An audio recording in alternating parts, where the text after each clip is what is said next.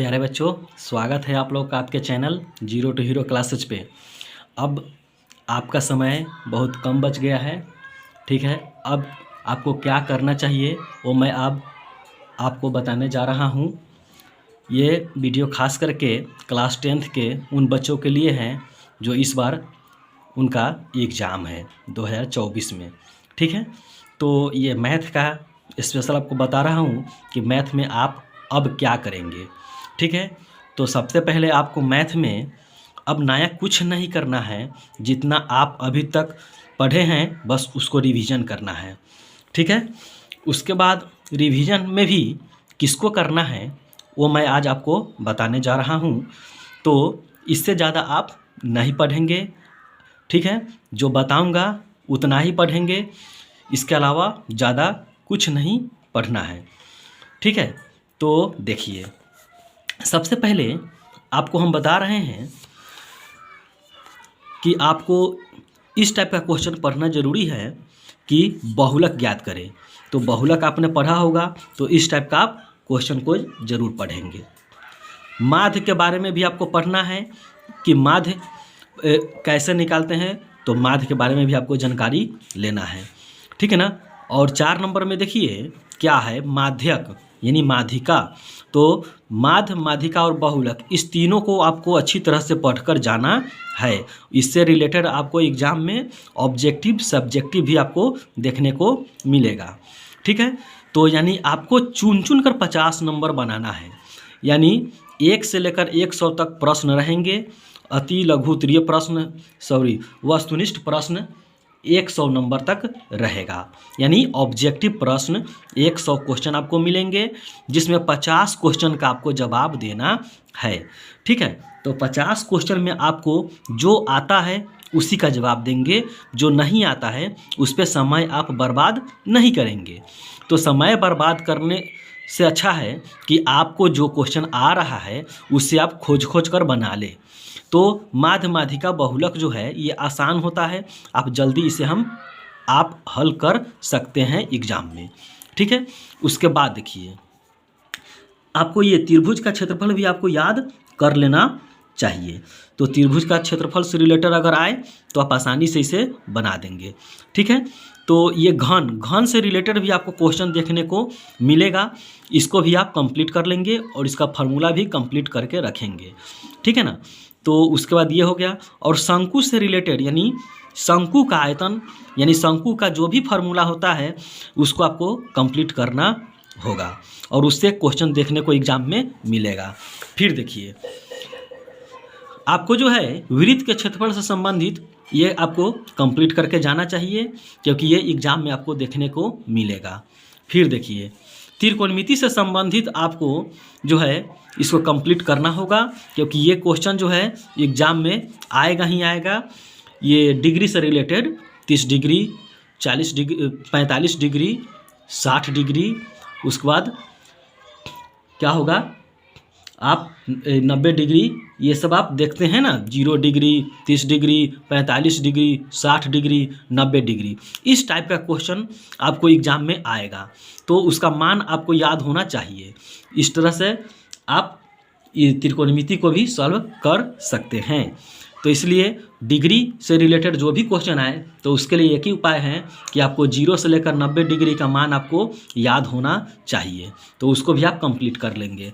फिर देखिए, क्वाड्रेंट से रिलेटेड यानी किस पाद में होगा, यानी ये 7 10 जो है प्लस प्लस में है, तो प्लस प्लस किस पाद में होगा, प्लस माइनस किस पाद में होगा, माइनस माइनस किस में होगा, उसके अंदर प्लस माइनस किस में होगा।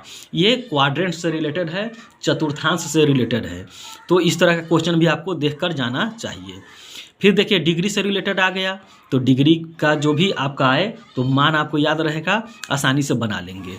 उसके बाद देखिए, एक्स अक्ष से कहे तो y बराबर 0 होता है, तो y बराबर देखिए यहाँ 0 है, इसको भी आपको कंप्लीट कर लेना चाहिए, ये भी आपको एग्जाम में आएगा, ठीक है ना। अब देखिए, हाइट एंड डिस्टेंस से रिलेटेड आपको देखकर जरूर जाना चाहिए, क्योंकि हाइट एंड डिस्टेंस आपके एग्जाम में नहीं आए ऐसा हो ही नहीं सकता है। आपको एक ना एक क्वेश्चन आपको जरूर हाइट और डिस्टेंस से देखने को ऑब्जेक्टिव में भी मिलेगा, और सब्जेक्टिव में तो आपका 5 नंबर में आता ही है। मूल बिंदु से रिलेटेड आपको कंप्लीट करके जाना चाहिए। मूल बिंदु से यानी दूरी सूत्र से रिलेटेड, ठीक है ना। तो दूरी सूत्र से रिलेटेड आपका क्वेश्चन आने ही आने वाला है, तो उसको भी आप कंप्लीट कर लेंगे। देखिए यहाँ दूरी निकालना है, इसके और इसके बीच की दूरी, तो दूरी सूत्र का फॉर्मूला आपको कंप्लीट होना चाहिए। तो इस प्रकार मूल बिंदु के निर्देशांक आपको याद होना चाहिए, 0 0 होता है। इस तरह का क्वेश्चन आपको देखकर जाना चाहिए।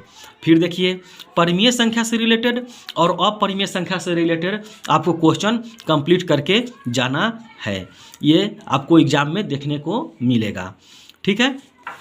HCF और LCF से रिलेटेड भी आपको एग्जाम में एक क्वेश्चन ऑब्जेक्टिव में देखने को मिलेगा। इस तरह के क्वेश्चन को भी आप देख लेंगे।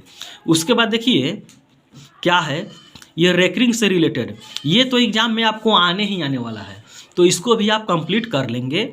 जिसके ऊपर में रेकरिंग रहेगा, इसे बार कहते हैं, तो जितना के ऊपर में रहेगा उतना 9 नीचे लगा देंगे।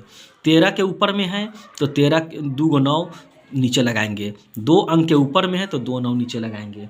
तो मैं आपको सॉल्व करके नहीं बता रहा हूँ, बल्कि यह बता रहा हूँ कि आपको क्या क्या पढ़ना चाहिए, ठीक है। तो देखिए फिर HCF से रिलेटेड आ गया, ये भी आपको एग्जाम में देखने को मिलेगा, ठीक है। तो आपका ये अभी इतना हम बताएं। फिर देखिए इसको मत देखिए जो आपको भारी लगे। हाँ, शांत अशांत से रिलेटेड आप जरूर पढ़ कर जाएंगे, ठीक है ना। जिसका हर जो होता है 2 और 5 के रूप में होता है, यानी गुणनखंड, हर का गुणनखंड 2 और 5 के रूप में हो तो वह शांत होता है। तो शांत और अशांत से रिलेटेड आपका क्वेश्चन एग्जाम में आएगा ही आएगा, ठीक है। अब देखिए थीटा से रिलेटेड त्रिकोणमिति का जितना जो फार्मूला है सब आप कंप्लीट कर लेंगे। त्रिकोणमिति से बहुत क्वेश्चन आता है, ठीक है। उसके बाद देखिए ये सब त्रिकोणमिति का, ये सब आपको कंप्लीट करके जाना चाहिए।